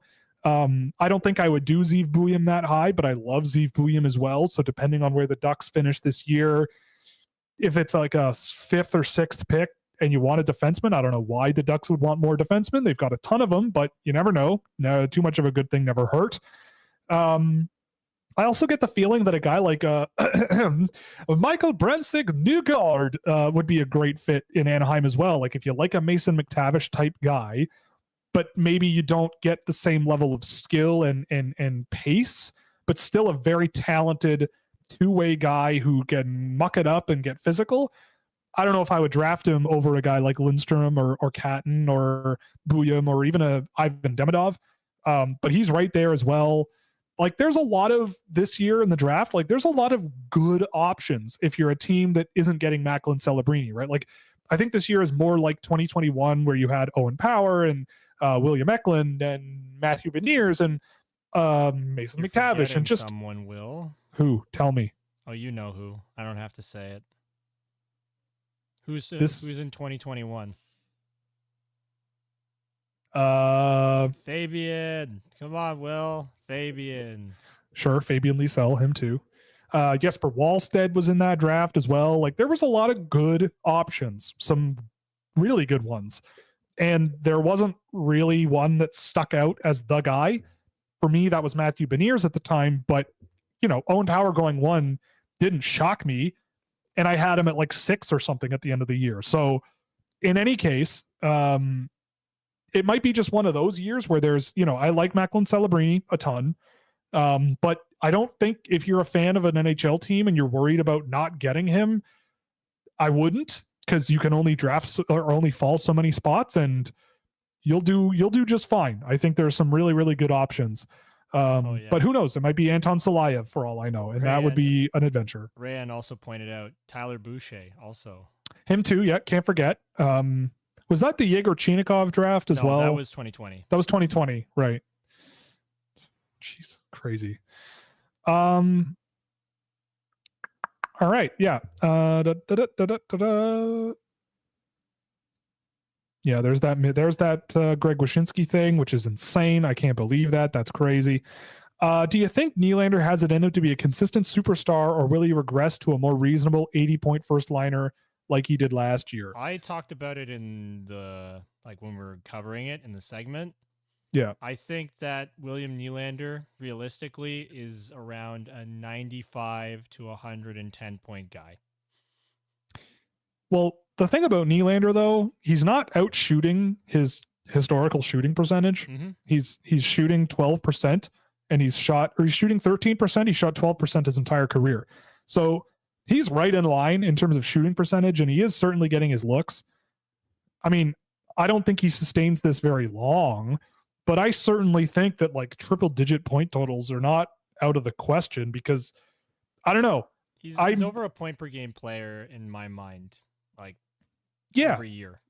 And it seems like he's been given, in my view, this might be anecdotal, but it seems like he's been given a little bit more freedom over the last couple of years to, play his style, especially offensively, and be given the puck and allowed to cook with it. And he scores shorthanded points too. Like they're playing him on penalty kill. He apparently had been like going to meetings for a couple of years just so he could finally get on to the penalty kill unit, and now they've entrusted him with that responsibility. And look what he's doing, man. Dude, here's a stat for you. Go for it. So William Nylander has played 16 minutes shorthanded. That is the 7th most of anyone on the team. Mm-hmm. John Klingberg is in there as well, but whatever. But anyway, William Nylander, of all forwards, has played the 2nd most minutes, 16 minutes shorthanded. Take a guess. I want you to guess, per 60 minutes, how many goals do the Toronto Maple Leafs score while shorthanded with William Nylander on the ice per 60 minutes? Just to stab at it. I know he has 4 shorthanded points because I'm in a dumb league or like 3, because I'm in a dumb league that counts that as an actual stat. So per 60, it's going to be something stupid. Team wide, by the way, like the team's goals for rate when he's on the ice, shorthanded for 16 minutes this year. It's going to be like 3. 7.4. No way. Yes way. That's double. That's more than double what I said. Yeah. Apparently, that's what Hockey Reference has. That is absolute insanity. 7.4, which is totally bonkers. He's amazing, and I don't think we need to say it anymore because we've talked that point to death. But William Nylander is a god. Okay? Yeah, I mean, I again, like I would say, like, if he hits 100 points again, I would not be surprised, just because of how out of control he's been. But I don't expect him to be a 120-point guy every year. It's a contract year. He's career year as well, probably. It's the rest of his career is ironed out in front of him, really. So who knows? But I certainly think he'll be one of the better players out there. Okie doke. From a Sharks fan perspective, the core of McTavish, Zegras, Gauthier, Carlson, Minchikov is a scary power play in 3 years. Yeah, I mean, the thing about being a Sharks fan right now is that you're not done rebuilding. Like, you've drafted high. You got Eklund. This past year, you got Will Smith. Yep. And they also got Quentin Musty. Right? They have Quentin Musty, who's been quite good. And yeah, they're not done. Christian. Well, yes. But in terms of drafting really, really high, they kind of, they're not done, I don't think. And I'm just pulling up what picks they have in the draft. Yeah, I mean, 2 first-round picks, 2 second-round picks this year, but oh boy, a 4th, a 5th, and 2 7ths. So in terms of a team that's rebuilding, I feel like there could be more there. But Kevin Labanc, Mike Hoffman, Anthony Duclair, Luke Cunnin, Alex Barabanov, Philip Zadina, who else is on here? Kalen Addison, all expiring contracts. Capo Kakkonen. You could get some picks there, and you're not done rebuilding. And you know what? In this year's draft, if you draft a bunch of times, I think you would get a lot of interesting bets. I think there's a lot of interesting players out there rather than like a lot of surefire NHL guys. But yeah, I wouldn't be too concerned if you're San Jose. It's just a different timeline. The Ducks have been doing this for years, and they had a lot of first-round picks over the last few years. So, it's okay. And starting with Trevor Zegras certainly helps. And I don't think San Jose quite has that yet, but we'll see.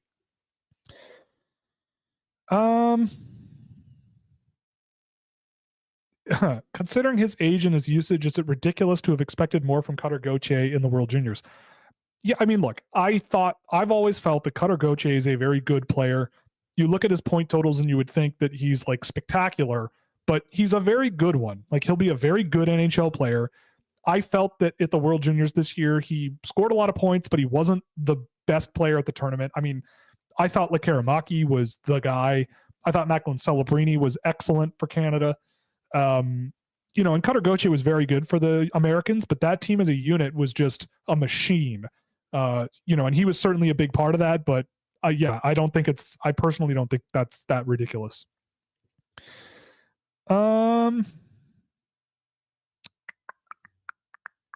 Boy, quiet crowd. If Marner wants a raise, he's going to have to have a career year next year. I mean, I don't know. He's going to ask for money. He's going to ask for it, and he's not going to sign until he gets what he wants, I would think, because that's what happened before. So why not do it again? Can confirm. Oh, heard a rumor. We got rumors here. Ooh. Can confirm that Gauthier was being shopped back at the draft. They tried to swap him for 5th overall, presumably to take Reinbacher and ensure Michkov got to 7-2, and Montreal didn't make the deal. I mean, okay. Geez. I feel like Montreal could use a Cutter Gauthier, but, Reinbacher's okay too. Wallstead was playing in the SHL when he was drafted. Fleury went from the Q to the NHL. You're damn right he did. That was a thing that happened. I remember when that happened, and he was not good to start in the NHL, and people were worried he was terrible, forgetting that he was 19 years old. What defenseman in this draft generates the best defensive results? That term defensive results is meant for you to interpret as you may. So to me, defensive results generally means, are you allowing chances from in front of the net? And are you shutting play down in transition? That's number one. And number two, are you preventing defensive entries? And can you move the puck at least out of the defensive end? That's the triangle you kind of want, right? If you're doing the triangle, you want a guy who can prevent stuff from in front of the net from happening, prevent the puck from getting in his own end in the first place, and a guy who can at least break the puck out from his own end. So I'm just pulling up my big old thing here. Wow, that phrasing, but my big old book of players. And I'm just going to filter a bit, but the first ones that pop into the mind, defensive players wise, Adam Jiricek plays pretty decent defensive hockey, I would say. Not fully baked yet, and playing pro hockey is difficult, but I would put him in there. I've liked a guy, Adam Kleber, in the US HL. I've liked him as a bigger, sort of more mobile defensive player who I think has played pretty well. Daniil Ustinkov is another one. Didn't have the best World Junior, but I'd throw him in that ring as well. Maybe Matvei Shuravin as well, just a really safe and dependable guy without a ton of offensive pop in his game. If you like guys who throw hits, Charlie Ellick could be more up your alley, but I think he's going to be in my second round this year, right now at least. Outside of that, Zeev Buium, also a pretty good defender, but he's not a boom and crash sort of physical defender either, but he is an underrated defensive player as well. But yeah, I mean, there's a few good options this year, I think, at that position and for that role. But it's also more difficult to see with guys this age because they just haven't fully developed yet. But those are the ones that I think I would point to right now. I think there are good signs with a guy like Anton Salayev. Once in a while, you see some really, certainly very interesting things going on with him. It's just the breaking the puck out part is a bit hit or miss. And you also like clearing the front of the net and winning physical battles is still a pretty big work in progress. But those are the guys that I think are out there. Do you think the Cutter situation is going to scare teams this upcoming draft? Well, I mean, I think it'll make them a lot more vigilant. I mean, I certainly would be. I would basically go, listen, you are making a commitment. This is a commitment you are making to us. We don't want that. We if you have any doubt in your mind that this is a jersey that you want to put on, tell us today. Because if you don't, we'll I don't know what you'll do. I don't know what you do, but it's I don't know. Find someone else that actually wants to put that jersey on, right? Yeah, and I don't know. I find it kind of disrespectful to do something like that. Like, I get it, you're a kid and whatever, but this is the NHL, right? And you don't want to get off on the foot alienating an entire fan base as a top 5 draft pick going, yeah, I'll play for your team. And then months later go, yeah, I don't want to play for your team anymore. It's like that to me is a little questionable to say the least. And I think, I mean, if I were his family advisor / agent, I certainly would advise against him doing that, but that's neither here nor there. But I don't think it's going to scare teams because obviously that just means you're going to be paranoid, right? Like, what if this player that's saying they want to play for me is lying to me, or they change their mind? And it's like, well, number one, it's kind of on you to make your team like accessible and enticing enough that players want to play for you. That's number one. And number two, like, you approach it from the angle of, see, remember what happened over there? That can't happen with us. So we want you to be perfectly honest with us, be very clear. And, you know, this is a test, right? Because if we pick you, you're in it. You're in for the long haul. I don't know. And then if they refuse after that, then you do what Philadelphia just did. But it is a little bit of an egg on your face, I would say, when that happens. So do whatever you can to avoid it. This is also an extraordinary situation, right? Yes, like, it's very rare. When does this happen? Never. Yeah, I don't think it ever has happened. Yeah. So, like, I don't think that teams should really be all that concerned. Just try and do the best due diligence that you can when you're evaluating and talking to these players. Yep. And most of the time, like 99% of the time, if they want to be there and they say they want to be there, they'll be there, right? Yep. So. And the Lindros one was even crazier because that was before the draft even happened. Adam Fox waited 4 years. He didn't wait 6 months, by the way. Or like a year and... Yeah, he waited a while. And he wasn't like a top... Yeah, he wasn't a top 5 pick. Yeah, he wasn't a top 5 pick. Craziness. Probably should have been, but... Yeah, probably. But what was... I forget where I was going with that. My apologies. No, it's okay. But Cutter Gauthier, like... Yeah, say what you will. Fun times. Weird times. What do you think of Anton Salayev? How does he stack up to someone like Simashev?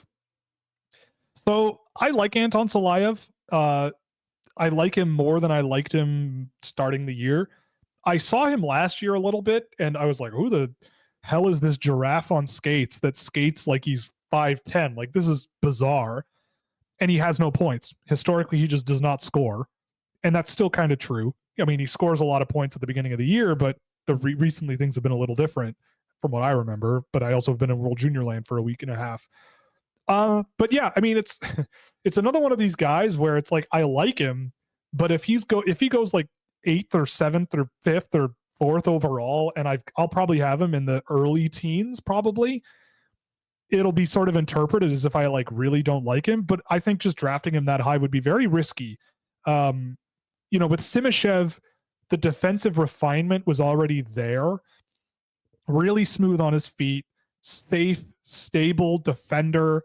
You saw flashes of skill with the puck as well that you really would want to nurture. With Salayev, he doesn't really have that. He's almost like the mirror image of that, where he's losing a lot of physical battles.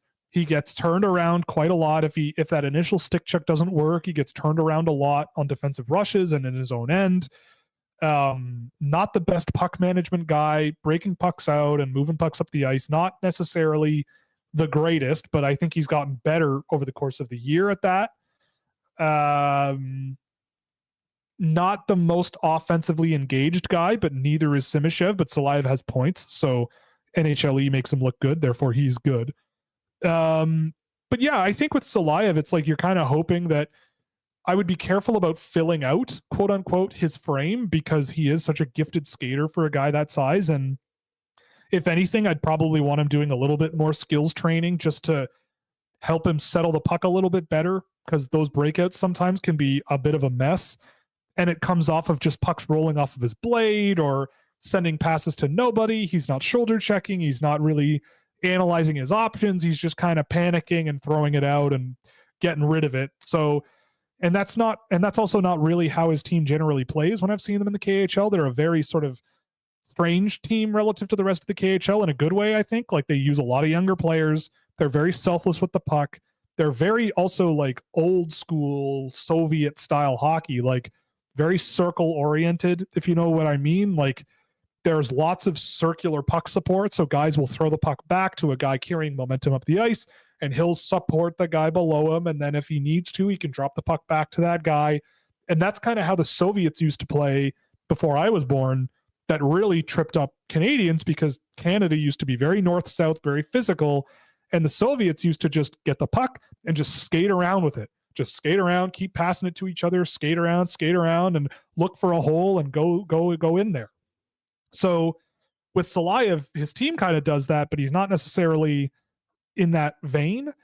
And with Simashev, I mean, he has limitations that I think Salayev is superior at with regards to just raw footwork and getting around the ice and, generating power on his feet. But Simashev, his timing and his defensive stick play and his ability to, close out gaps and close defenders and throw his body around really well.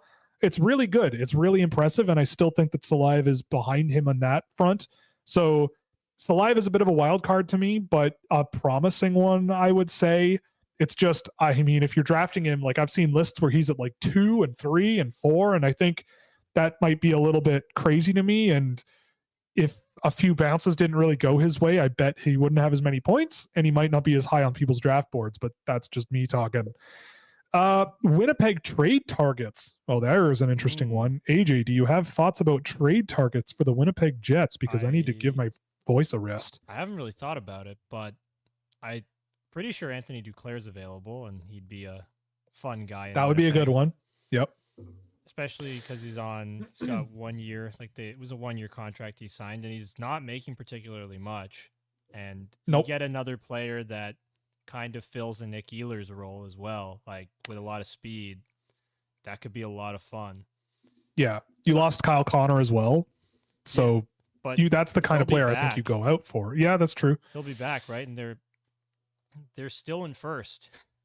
And they've managed to do this without Kyle Connor. So imagine they're going to be like with Kyle Connor. Like, I don't even, I'm trying to think, what would you even address with Winnipeg? Maybe you go and get another defenseman. Maybe you have one more forward. You're not adding a goaltender because Connor Hellebuck's insane. And I think it's LB, Laurent Brossoit, if I'm not mistaken.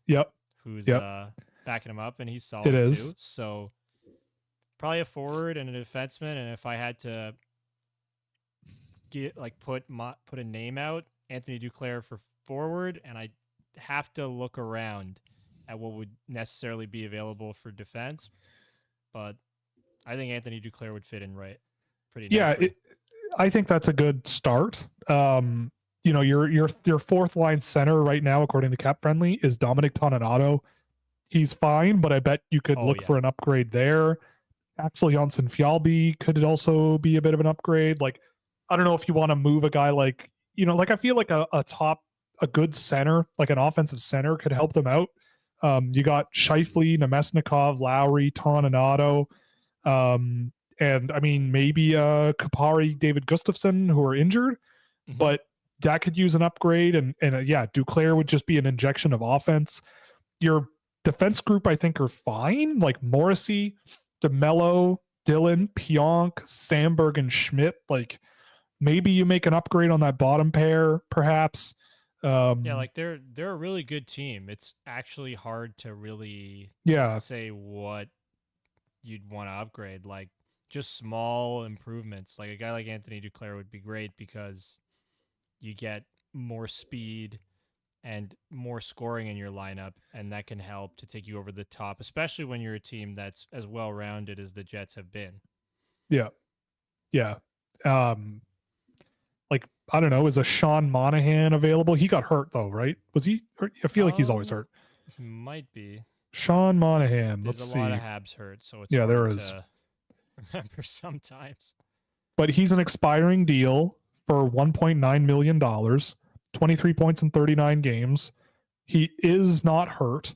Oh, okay. So a guy like Monahan who can sort of be a second, third line center for you, even just as a rental, I feel like you could pay decent amounts and Montreal might do it, especially because he's going to be 30 next year. I mean, is he such an imperative part of Montreal? I don't know this genuinely, but is he such an imperative part that that just selling his deal, maybe retaining money and making it a really good deal for Winnipeg and getting some good stuff back for it, right, would probably make sense. And if you get a Monahan and Duclair and maybe a depth defenseman to sort of help out, I think you've done wonders. I mean, they have you said they have a really good team. You can stand pat you could also do that too, Yeah, right? you could. You've got guys like Brad Lambert in your system who will come up in the next Brad couple Lambert. of years. Exactly. Right? Like, they're in a good spot. Honestly, they don't even have to make a move. They can just stand pat and stay flexible, right? Because you never know what kind of injuries are going to, I guess, I'm looking for a better word than what I was thinking of, but just any injuries that come up. So to stay flexible and address that as you get closer to the deadline could be an option. Yep. I just think they're a good team. They really don't have to do much. Yeah, and it also is still early, right? Like, you've still got 2 months. And the thing about Winnipeg, I would say, is they do have a lot of guys injured. You know, you don't want another injury. You know, you don't want things to sort of pile up more than they have. But yeah, I mean, they're looking really good as they are. And if I had to throw names out, yeah, like you said, Duclair would be a good one. See what Montreal wants to do with Sean Monahan, I would say, and see what, just as a body to add, he would be a decent one, and it would come cheap. Yep. And financial wise. Yeah, financial wise is right. Financial wise, yes, probably would cost a bit. Trade prices at the deadline can be extortion sometimes. Yes, Nick bananas. Foligno, And extortion. Kent Hughes, the dentist. Yes, Nick Foligno, extortion. Frig. We don't need to talk about the draft picks that Kyle Dubas sent out the window. Painful. Any updated thoughts on Philip Machar from the World Juniors? Seemed to really drive up play and use his skating well, but can he be top 6 in the NHL? Well, I think Philip Machar is a guy where you're going to need to put him with guys to make it work, but he's a thing that Montreal needs, I think, where speed, skill, and pace up the middle of the ice. Like, that's what he is. And they kind of lack that a little bit. And I think that if you play him on the third or fourth line with NHL third or fourth liners, he'll probably not be super effective, or at least score a lot. But if you pair him with a guy who can shoot and a guy who can, zoom kaboom a little bit, it could be, you could do a lot worse than Philip Machar. I thought he played great at the World Juniors from what I saw of Slovakia. Yeah, I was very happy with him. Yeah, obviously their finish was disappointing, but Machar certainly wasn't. And I think people this is why you don't really worry so much about prospects for a while, because he wasn't scoring a ton of points last year. But whenever I watched Kitchener last year, it's like, well, he's doing a lot of things right. It's just not going in the net. And, he's just not always been the best guy at scoring, a lot, but can score. He can score. But the thing that he kind of does best is move pucks up the ice, play a 200-foot game with speed and skill and pace. And I think he'll be a middle 6 NHL player, like maybe not a second line guy, but a good pace pushing third line guy.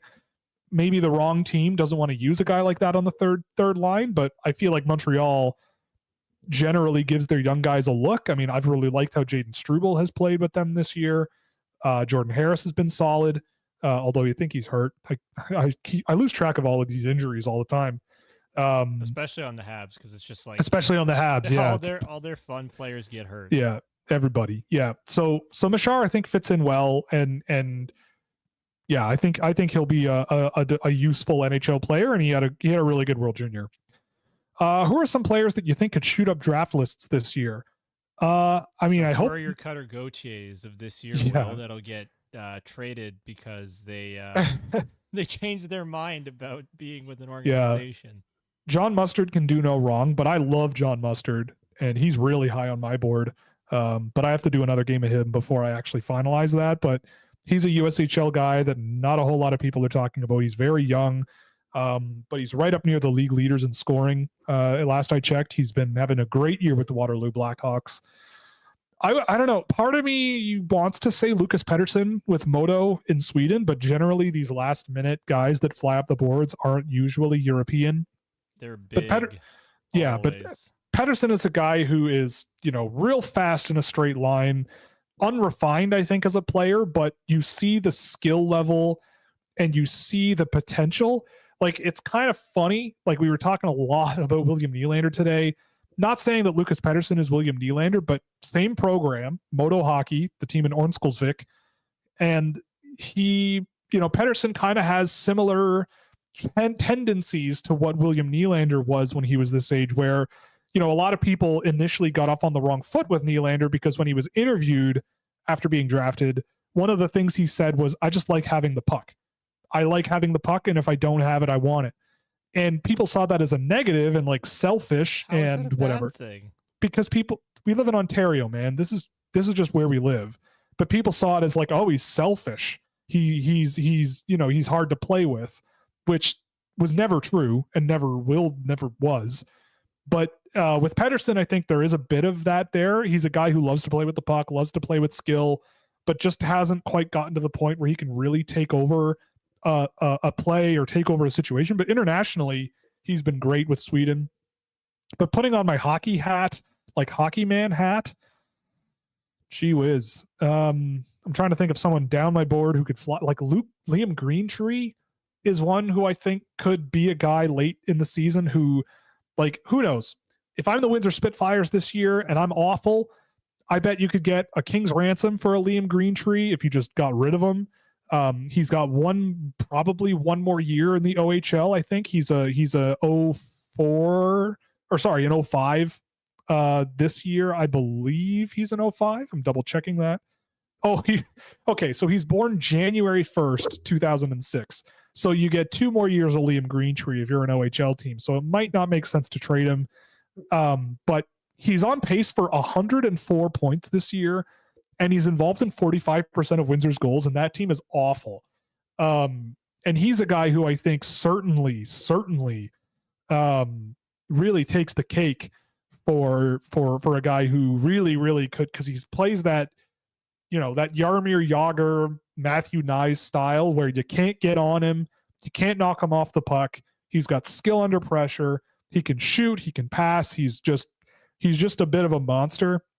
He's at 19 on my board now, but I mean, I'd be happy to move him up higher as the year goes on, because most games I've seen him, he's been a very, very interesting player. And if his skating ever comes a step and gets a bit quicker on his feet, he could be really, really good. And I feel like a really good U18 at the end of the year would be something that would probably shoot him up pretty high. Who are the best skaters of the draft, regardless of however good they are in other areas? I mean, gee whiz. I mean, if we're talking straight line forward guys, like Caden Lindstrom's right up there, especially considering how big he is. I think Adam Jiricek is a very mobile skater, maybe not the fastest guy and maybe a little awkward moving forwards, but for what he needs to do, he's very good at it. Anton Salayev is very gifted as well for a guy his size. Again, not the quickest guy skating forwards really, but really, really mobile on his edges and laterally moving. He's really, really good at it. Andrew Bash is another quick one. He moves pretty well. I think the skating is pretty good with him. But again, like there's a lot of these guys that I also haven't seen in a while. I want to throw a guy out there. Like, let me see here. You know what? We'll call it there. We'll say those guys, because I mean, I saw a few instances of Beckett Seneke doing some really cool stuff on his feet, but I don't think I'd put him in the same echelon as the rest of them.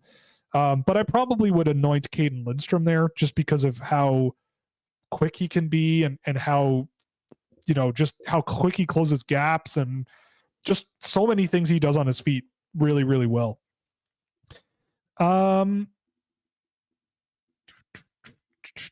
Simashev versus Salayev versus Gulyayev. Who would you rather draft and why? Oh gosh. I mean, Simashev is the easy answer because he was ranked higher. And also, like, I have grown to believe that defenders should also defend. And a guy like Gulyayev, he wasn't a poor defender, I would say, but I think his defensive game will be limited, but he's certainly a skatey boy enough to play solid defense. But Dmitry Simashev, I think, just brings such a modern, effective defensive style that I think works really well. Salayev could get there, I think. And I think he does, like I said, do a few things maybe a little bit better than Simashev. But I think I give the edge to Simashev. Are these streams available on Apple Podcasts? Yeah, I got to take the fall on that. I've been meaning to put these in audio only form on all podcasting platforms, and I just haven't. So we'll make it a New Year's resolution. So we'll start with this episode, I suppose, and get the podcasts back up, because you are also not the first person who has asked. I will also say, if you're a YouTube Premium subscriber, I think you have to be a YouTube Premium subscriber. You can subscribe to this show as a playlist from the channel, and it is also available as a podcast. So from there, you can listen to it audio only if you want, because I've tagged it as such with my YouTube metadata. Is this current Blackhawks team, injuries and all, the worst team of the Cap era? Bruh, nothing holds a candle to the Buffalo Sabres the year they wanted Connor McDavid. Nothing compares to that. That was shambolic. Actually, no. It's so you know shambolic what? that they didn't even get him. Yeah, you know what? I don't actually think that team was actually that bad on paper. Let me double check, because I think that what this Corbin Dempster person is pitching is that on paper this year's Chicago Blackhawks are awful, which they are. They for have sure. Nick Foligno, right? Sure. But let's see on this Buffalo Sabres team. So the Buffalo Sabres that year. We'll just go from who played the most games down. Oh my God. The Buffalo Sabres that year only had 11 players play 60 games or more. Wow. Okay. So you had Nick Delorier, who played 82 games. The only player to play 82 games was Nick Delorier. So there's a good start. Wow. Tyler Ennis was their top scorer with 46 points in 78 games. I can't believe that that's true. That's crazy. They had Tyler Ennis. They had Rasmus Ristolainen. They had Brian Giunta, who, he was 36 years old, but good player, I suppose. Zemgus Girgensons, who by some miracle is still there. Yep. Nikita Zadorov, 19-year-old Nikita Zadorov. He's still around. Who else? Tyler Myers was on that team. He's still kicking. They're playing together again. Yep. Zach Bogosian was 24 years old and played 21 games on that team. And then I think they traded him. I could be wrong. Okay, yeah, maybe they were bad. Joel Armia played 1 game. Sam Reinhart played 9, and I think they sent him back to junior. So they were not great. But yeah, I mean, if it's not this year's Chicago Blackhawks, they're not good. Blackhawks are playing a lot of young guys, but I think that's because they're just the guys they have. I never would have thought that Alex Vlasic would be in the NHL, and he also has been getting some of the most favorable data of any defenseman in the league from what I can remember from looking at my Tableau dashboard, which is accessible for premier subscribers on Scouching.ca, by the way. But yeah, I mean, I don't think this Blackhawks team is as bad as it's ever gotten. And also, remember the Sharks at the beginning of the year this year? That was embarrassing. Dude, they've lost 10 in a row. Yeah. No, they've lost 10 in a row again. Chicago or San Jose? San Jose. Yeah, I thought so. Not good. They're bad. Hopefully 11. But Chicago's not much better. I would say bottom 5. Yeah, I would say bottom 5, maybe.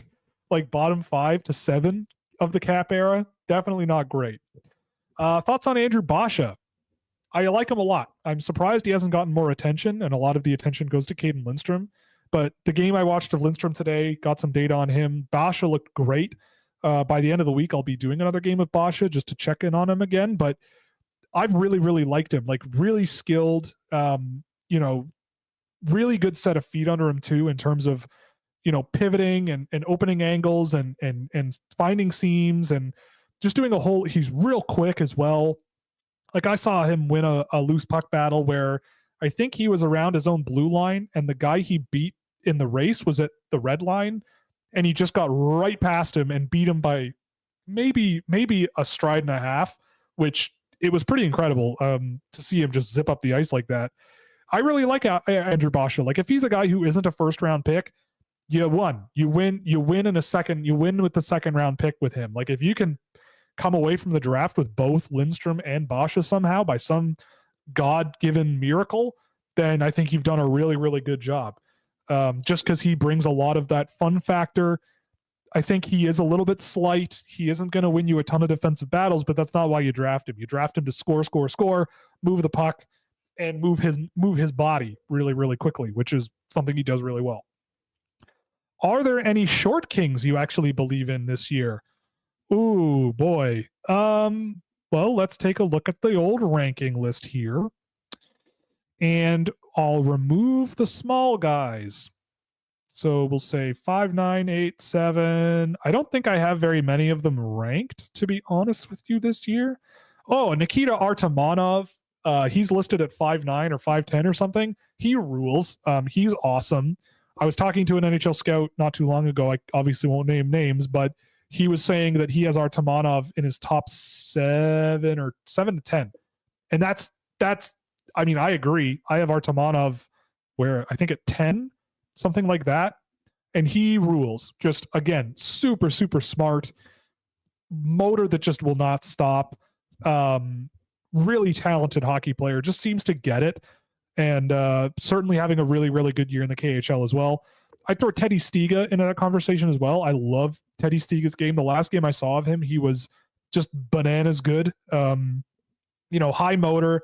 He was taking guys into the boards multiple times in the last game I saw. He just does not back down from bigger players, which I love. I think that's something you need to see in smaller players for sure. Just a lack of, just a lack of regard for your own personal safety and just go for it.